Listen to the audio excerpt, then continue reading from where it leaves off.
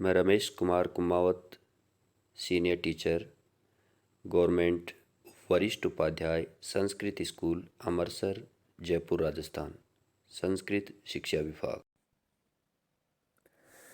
Hello everyone. कक्षा 10 विषय विज्ञान में आज हम अध्याय 8 जीव जनन कैसे करते हैं इसको लेकर के चर्चा करेंगे। जीवों में जनन की प्रक्रिया किस प्रकार से संपादित होती है, यानी कि रिप्रोडक्शन इन एनिमल। जीवों में जनन मुख्यतया जीवों में जनन का मेन उद्देश्य होता है संतानोत्पत्ति करना, यानी कि अपनी संतानोत्पत्ति करते हुए अपनी उत्तरजीविता को निरंतर बनाए रखना ही जनन का उद्देश्य है। जीव परस्पर जनन करके अपनी जाति को भी बनाए रखते हैं। विभिन्न प्रकार के जीवों की जो जातियां हैं वो परस्पर अंतर जनन करके अपनी उत्तरजीविता बनाए रखती हैं।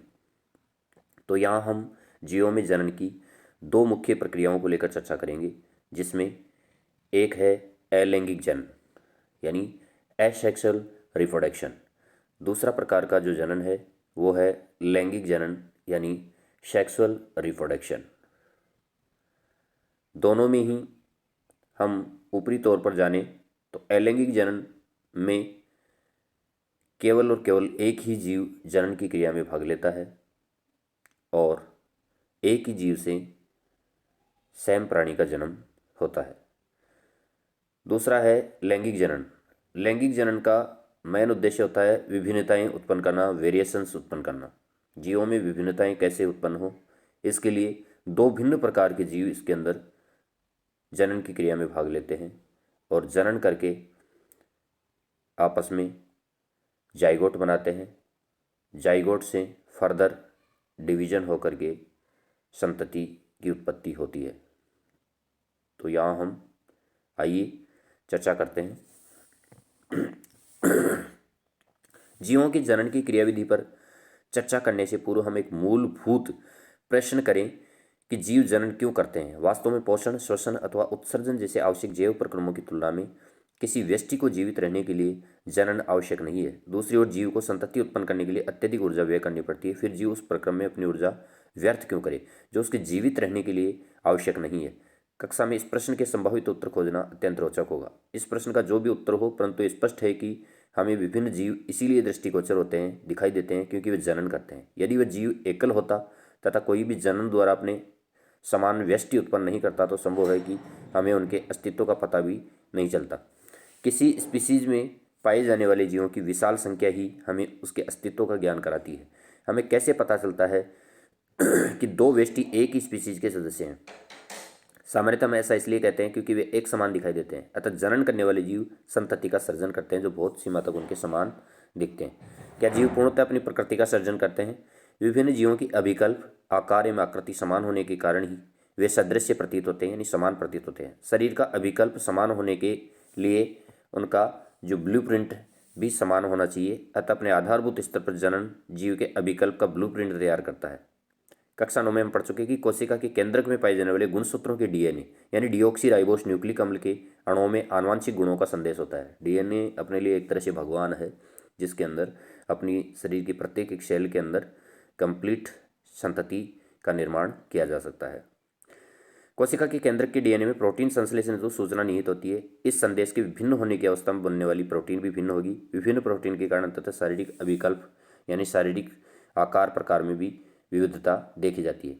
अतः जनन की मूल घटना डीएनए की प्रतिकृति बनाना है। जनन की जो मूल घटना है वो है डीएनए की प्रतिकृतियाँ बनाना, फोटोकॉपी बनाना। डीएनए की प्रतिकृति बनाने के लिए कोशिकाएं विभिन्न रासायनिक क्रियाओं का उपयोग करती हैं। जनन कोशिका में इस प्रकार डीएनए की दो प्रतिकृतियां बनती है तथा उनका एक दूसरे से अलग होना आवश्यक है। परंतु डीएनए की एक प्रतिकृति को मूल कोशिका में रखकर दूसरी प्रतिकृति को उससे बाहर निकाल देने से काम नहीं चलेगा, क्योंकि दूसरी प्रतिकृति के पास जैव प्रक्रमों के अनुरक्षण हेतु संगठित कोशिकीय संरचना तो नहीं होगी। इसलिए डीएनए की प्रतिकृति बनने के साथ साथ दूसरी कोशिकीय संरचनाओं का सर्जन भी होता रहता है। इसके बाद डीएनए की प्रतिकृतियां अलग हो जाती हैं। परिणामतः एक कोशिका विभाजित होकर दो कोशिकाएं बनाती है। ये दोनों कोशिकाएं यद्यपि एक समान होती है, परंतु क्या ये पूर्ण रूप से समरूप है? इस प्रश्न का उत्तर इस बात पर निर्भर करता है कि प्रतिकृति की प्रक्रियाएं कितनी यथार्थता से संपादित होती हैं। कोई भी जैव रासायनिक प्रक्रिया पूर्ण रूपेण विश्वसनीय नहीं होती, अतः यह अपेक्षित है कि डीएनए प्रतिकृति की प्रक्रिया में कुछ विभिन्नताएं आएगी। परिणाम स्वरूप बनने वाली डीएनए प्रतिकृतियां एक समान तो होंगी, परंतु मौलिक डीएनए का समरूप नहीं होंगी।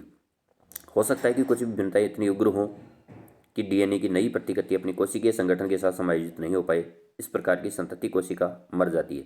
दूसरी ओर डीएनए प्रतिकृति की अनेक विभिन्नताएं इतनी उग्र नहीं होती, अतः संतति कोशिकाएं समान होते हुए भी किसी न किसी रूप में एक दूसरे से भिन्न होती हैं। जनन में होने वाली ये विभिन्नताएं जैव विकास का आधार है।